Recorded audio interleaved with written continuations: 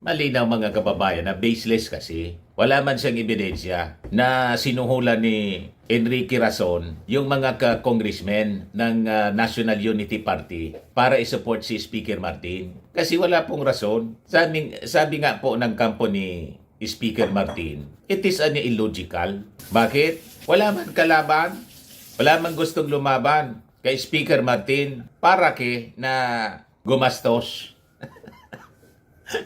Di ba? At ang gastos mga kababayan mula pa kay billionaire Enrique Razon. Bakit naman gagawin yun ni Enrique Razon? O di ba? Sa inis po ni Enrique Razon, sinampal siya ng 110 million cyber libel case. O ito ngayon, tumiklop mga kababayan si Kiko Barsaga.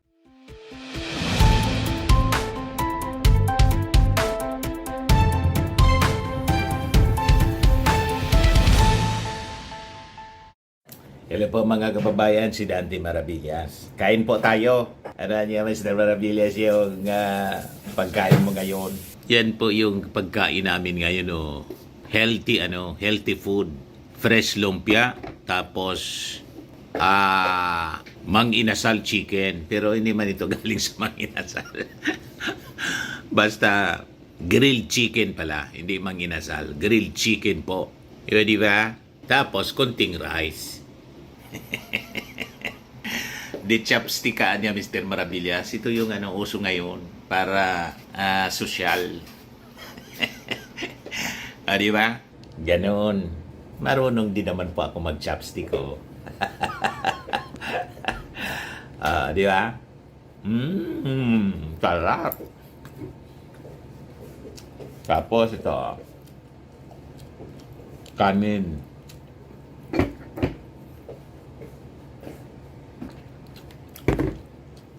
Yung pagcha-chopstick ng kanin, yan ang problema.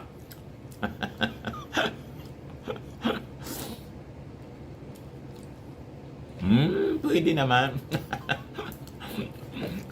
Lawiton, tawag sa amin. Lawit. Hindi sanay. Pero pwede naman.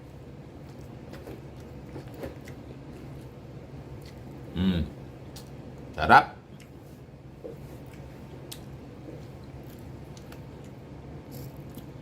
So pag-usapan natin yung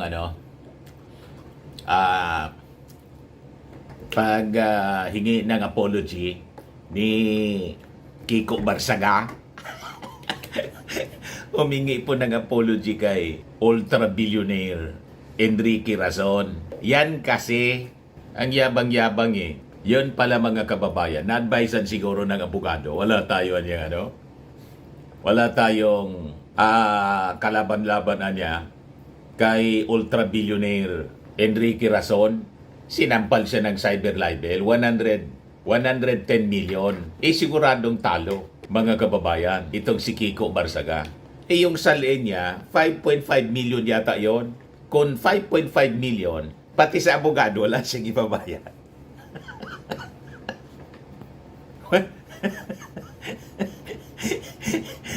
Wala siya mga kababayan na ibabayad. Pati yung mana niya sa kanyang magulang, nagsabi yung estimate, plus yung assets niya, halimbawa mga kababayan, aabot na 35 million. Isama pa yung mula sa mamanain niya sa kanyang magulang, ubos. Kulang pa. 110 million.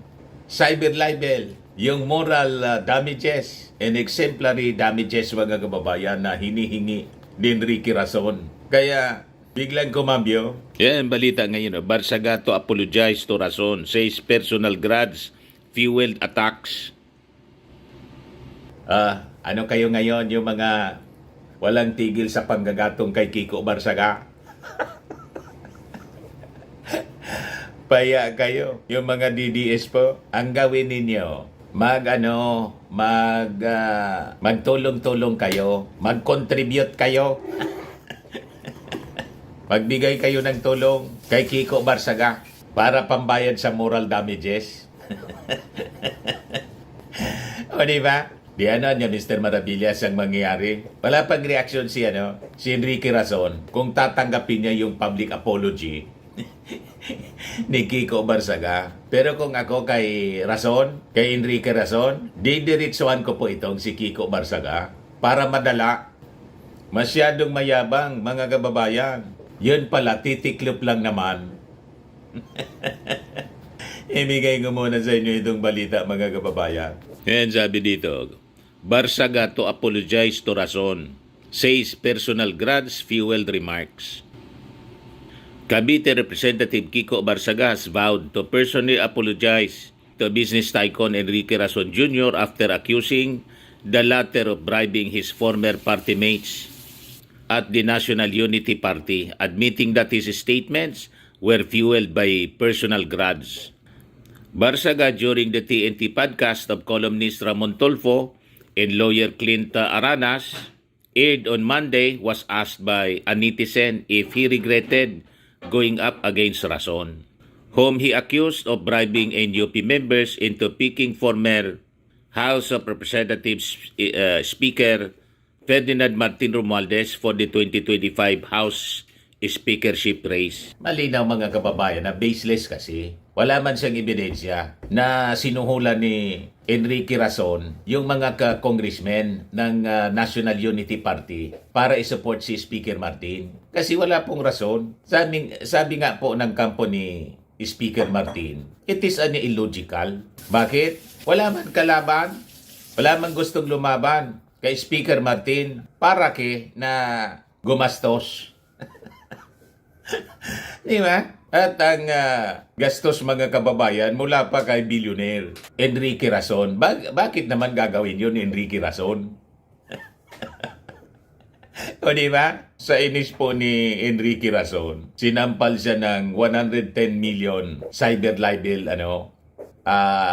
case. O ito ngayon, tumiklop, mga kababayan, si Kiko Barsaga. Ngayon, sabi dito sa report ng Inquirer, in response to the question, Barsaga said he has a personal regret, admitting that his grudge toward Razon came after the businessman did not attend the wake of his father, former Cavite lawmaker Elpidio P.D. Barsaga Jr., despite them supposedly being close. May ganon, may tama talaga.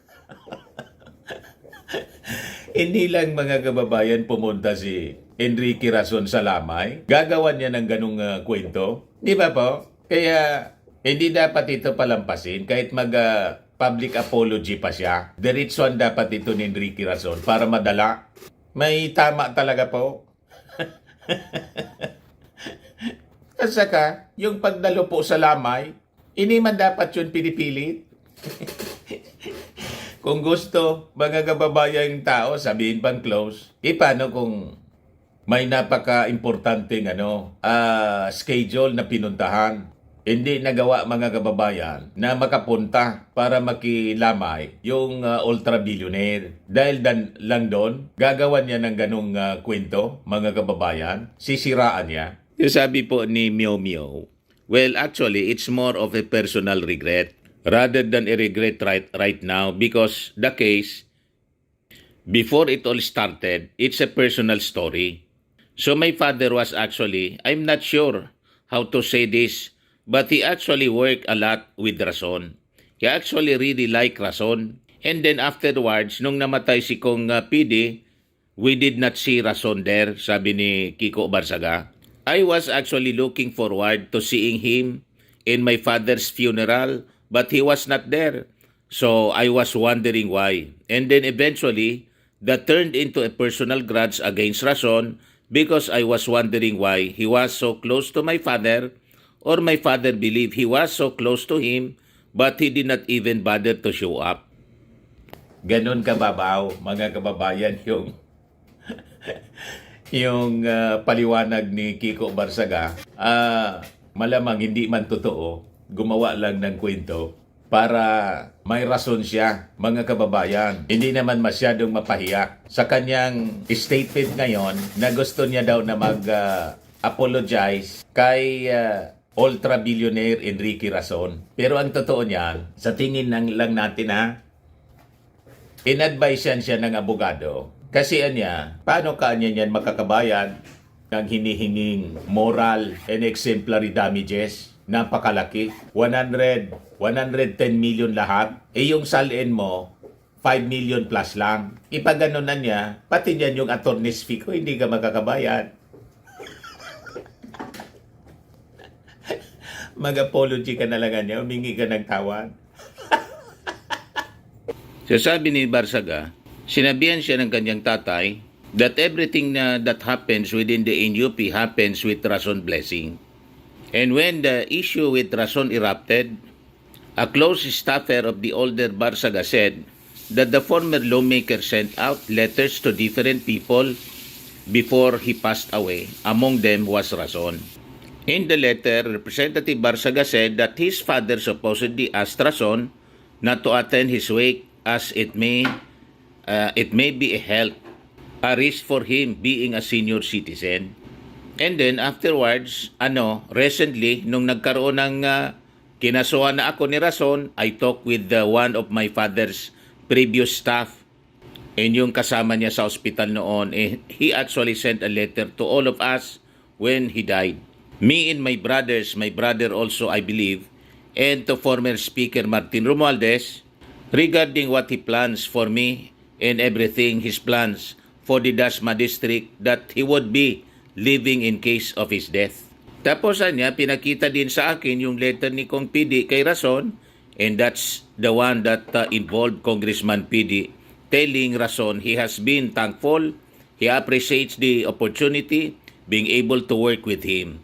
And he also told Rason not to go to his funeral because it's a health risk, because he is also a senior citizen and he might get COVID or something. Ano naman yung relasyon nun, mga kababayan, bakit inakusa niya ng bribery si Rason para lang mga kababayan manalo sa pagka-speaker si Martin Romualdez? Di ba malayo ang kwento? Irrelevant. Dahil lang doon mga kababayan sa walang kakwenta-kwentang istorya, bigla niyang inakusa, mga kababayan, si ultra-billionaire Enrique Rason, namigay daw ng suhol, binayaran yung mga congressmen para isupport si Martin Romualdez sa pagka-speaker. Napakalayo po. Pagkatapos ngayon, mag-apology siya. Kasi pag natalo siya mga kababayan sa 110 million cyber libel suit, ang labas niya niyan mga kababayan, magiging mahirap pa siya sa daga. Yan ang rason mga kababayan. Paano niya mababayaran yung moral damages na 110 million, ang salin niya 5.5 million lang. O di ba? Magiging mahirap pa siya sa daga. Kaya yun siguro, inadvisean ng ganyang abogado. Patian niya ako, damay niya. Ano ibabayad mo sa akin? Yung attorney's fee mo sa akin? Siguradoan niya, pati yung mga kasama mo sa Congress, lahat ayaw na sa'yo kasi lahat inaaway mo. Ang latest ngayon po, yung 60-day suspension, extended yata. Gusto pang extend mga kababayan. At before siya dapat makabalik as member ng Congress, yun kung makabalik pa siya kasi expulsion na yung pinopost mga kababayan ng mga kasama niya sa Congress. Dapat niya, expel na yan. Yung una, sabi ni House Majority Leader, Deputy Speaker pala, Ronaldo Puno, dapat niya magsailalim muna sa psychiatric examination. Ngayon, expulsion na po yung expulsion na yung pinag-usapan po. Ayan o, in UPI's Barsaga's expulsion from Congress, sabi ni Puno. Tapos yung suspension niya may still be extended daw. So yun ang inabot niya, mga kababayan. So tama lang ito. And I just do hope mga kababayan na kahit na may statement na ganito itong si Kiko Barsaga, tuloy dapat ang kaso para po madala hindi pa marisan ng kung sino pa sa member ng Congress. At sa tingin natin, dapat talaga ma-expel na to ng tuluyan. Kasi pamimirwisyo po ang ginagawa sa Congress. Walang pagkakaiba nung siya nasa eskwelahan pa niya. O diba, hindi ito nakagraduate mga kababayan kasi nanakit ng kaklase. Na-expel.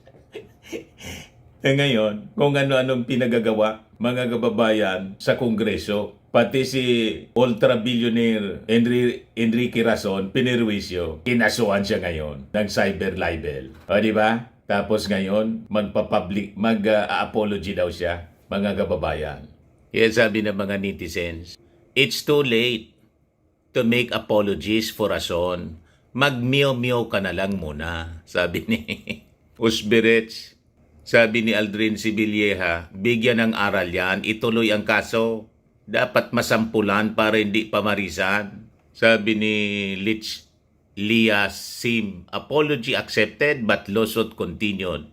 Mr. Razon, continue Mr. Razon. Sabi ni Lia Sim, deserve. Yan ang mapala ng mayabang at tapang-tapangan mo. At the very end nga, in short, useless and brainless. Sabi ni Rirabal, his apology will just be lip service. Please continue the lawsuit, Mr. Razon. Sabi ni Samor Eli, yabang tapos nag-apologize. Sabi ni Diamant Yvette, I was expecting Barsaga to ask Razon to apologize to him and increase the amount in the lawsuit. Sabi niya noon, handa niyang harapin mga kababayan sa korte si Mr. Razon. Pagkatapos ngayon, biglang titiklop, mag-apology. Di ba po? Kaya tama itong mga reactions ng mga netizens. Pwede man, kaya lang dapat ituloy mga kababayan ang kaso para hindi na pamarisan at madala itong walang ginawang congressman kundi mag-meow-meow at manira sa administrasyon. At pati yung kanyang mga kasamang congressmen, sinisiraan niya. Okay pa? Ayan lang mga kababayan yung ating short video ngayon. Ako po si Dante Maravillas. Bye-bye. God bless.